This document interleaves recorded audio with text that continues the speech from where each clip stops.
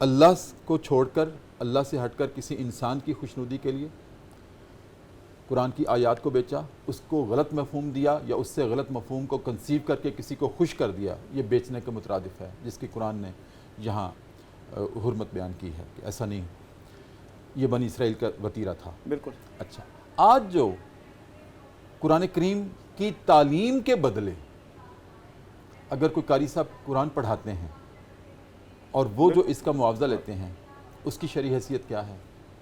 اور جامعات میں، مدارس میں ہے ہی قرآن و حدیث، تو کیا ان کو معاوضہ نہیں دیا جا سکتا؟ وہ اس زمرے میں تو نہیں آئے گا؟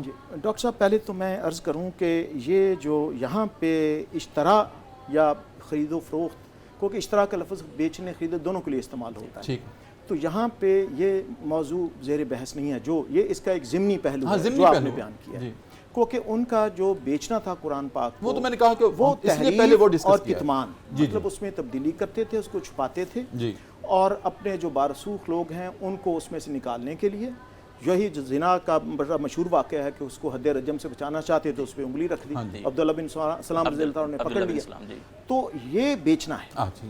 لیکن جو آپ بات کر رہے ہیں نا چھپا لیا، آگے ہے نا حق کو نہ چھپاؤ، حق کو نہ چھپاؤ، اب یہ جو آپ بات کر رہے ہیں نا سر کہ اجرت لینی قرآن کے اوپر یا قرآنی تعلیمات کے اوپر، یہ بڑا ایک فقہی موضوع رہا ہے، متنازع فی، مختلف فی ہے یہ، اور اس میں امام مالک، امام شافعی وہ تو قائل ہیں کہ اجرت لی جا سکتی ہے۔ اجرت اور بیچنے میں فرق ہے، وہ بھی ہمیں ملحوظ خاطر رکھنا چاہیے۔ بیچنا تو یہ ہے کہ اس کو آپ نے اس طریقے سے تحریف کی یا اس کو چھپایا کہ اس سے اس کا مفہوم ہی بدل گیا۔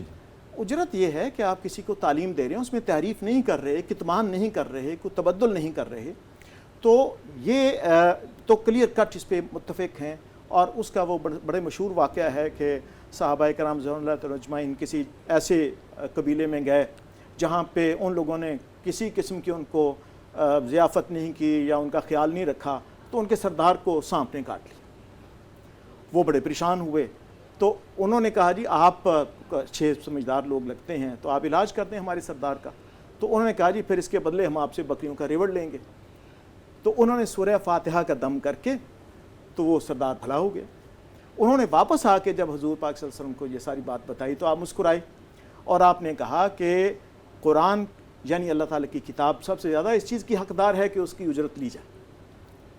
اب بعض کہتے ہیں کہ جی یہ مخصوص حالات میں یہ بیان کیا گیا تھا کہ چونکہ ان کے ساتھ رویہ اچھا نہیں تھا، لیکن اس کے مقابل ابو حنیفہ رحمۃ اللہ علیہ جو ہیں وہ اس چیز کے قائل نہیں ہیں کہ اجرت لینی چاہیے۔ کیا ڈاکٹر صاحب اگر ہم اس طرح سے کہیں، اس ایشو کو اس طرح سے سولو کرنے کی کوشش کریں کہ جو استاذ القرآن جو قرآن پڑھاتے ہیں یا قرآن کی تعلیم دیتے ہیں، وہ کسی جامعہ میں ہوں، کسی مدرسے میں ہوں یا کسی گھر میں قاری صاحب پڑھاتے ہوں، وہ قرآن پڑھانے کی اجرت نہیں لے رہے، وہ وقت کی اجرت لے رہے ہیں۔ وہ سر میں عرض کرتا ہوں، میں اسی طرف آ رہا تھا۔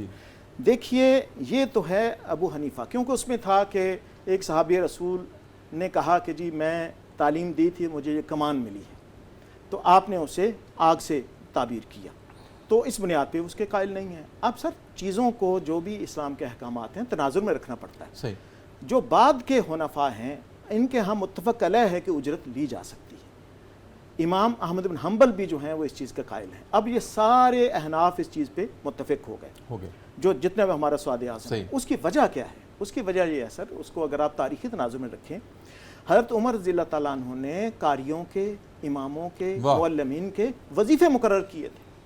یہ اسٹیٹ کی ذمہ داری ہے بالکل کہ ان کو غنی کرے اس چیز سے، سبحان اللہ۔ ورنہ دیکھیں جس طرح ہمارے ہاں فقہ میں اصول ہے مسائل مرسلہ کا حضرت امام مالک کا اور استحسان کا ابو حنیفہ رحمۃ اللہ علیہ کا، جب ایک اجتماعی مصلحت جو ہے وہ پیش نظر ہو، اگر آپ ان لوگوں کو معاوضہ دینا بند کریں گے، قرآن کی تعلیم کون دے گا، پڑھائے گا کون؟